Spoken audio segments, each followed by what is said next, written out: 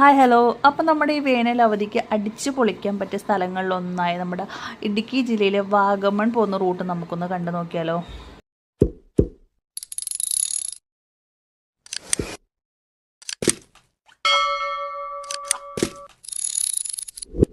നമ്മുടെ വേനൽ അവധിക്ക് അടിച്ച് പൊളിക്കാൻ പറ്റിയ സ്ഥലങ്ങളിലൊന്നായിട്ട് നമുക്ക് ഇടുക്കി ജില്ലയിൽ നമുക്ക് തിരഞ്ഞെടുക്കാൻ പറ്റും. ഇടുക്കി ജില്ലയിൽ തന്നെ ഒരുപാട് കാണാൻ പറ്റിയ സ്ഥലങ്ങളുണ്ട്, ഒരുപാട്. അതിലൊന്നാണ് നമ്മുടെ വാഗമണിൽ ഇപ്പോൾ ട്രെൻഡായിട്ടിരിക്കുന്ന ഗ്ലാസ് ബ്രിഡ്ജൊക്കെ ഉണ്ടല്ലോ, സൈക്ലിങ്ങും ഗ്ലാസ് ബ്രിഡ്ജും പേരൊന്നും അറിയത്തില്ല, കുറേ സാധനങ്ങൾ അവിടെ ഉണ്ട്. അപ്പോൾ അതിലെല്ലാം എനിക്കൊന്ന് കയറാൻ ഭയങ്കര ആഗ്രഹമാണ് എനിക്കും കുട്ടികൾക്ക്. അപ്പം ഞാൻ വിചാരിച്ചെങ്കിൽ ഇത്തവണ വേനലിന് അങ്ങോട്ട് പോയേക്കാമെന്ന് വിചാരിച്ചിട്ട് പോകുന്ന വഴിയാണ് കേട്ടോ ഇത്. കുട്ടികൾക്ക് മാത്രമല്ല, നമ്മുടെ ഫാമിലിക്കൊപ്പവും അല്ലെങ്കിൽ ഒരു ഹണിമൂൺ ട്രിപ്പൊക്കെ ആയിട്ട് നമുക്ക് തിരഞ്ഞെടുക്കാൻ പറ്റുന്ന, ഈ ഒരു കാലാവസ്ഥയ്ക്ക് തിരഞ്ഞെടുക്കാൻ പറ്റുന്നൊരു സ്ഥലമാണ് നമ്മുടെ ഇടുക്കി ജില്ല.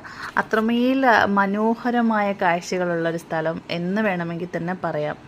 നമ്മുടെ മുണ്ടക്കയത്ത് നിന്ന് ഏകദേശം 40-41 കിലോമീറ്ററോളം ഹൈ റേഞ്ചാണ്. ഹൈ റേഞ്ച് കൊണ്ട് കയറുമ്പോൾ തന്നെ ചെവി ഇങ്ങനെ മൂടി അടയ്ക്കായിരുന്നു നേരത്തേക്ക്.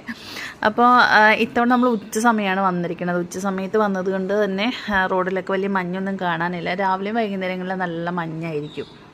തേയിലക്കാടുകളും താഴ്വാരങ്ങളും കുന്നുകളും, എൻ്റെ പൊന്നോ, ഈ ഹൈ റേഞ്ച് കയറുമ്പോൾ എനിക്ക് ശരിക്കും പറഞ്ഞാൽ പേടിയാണ്.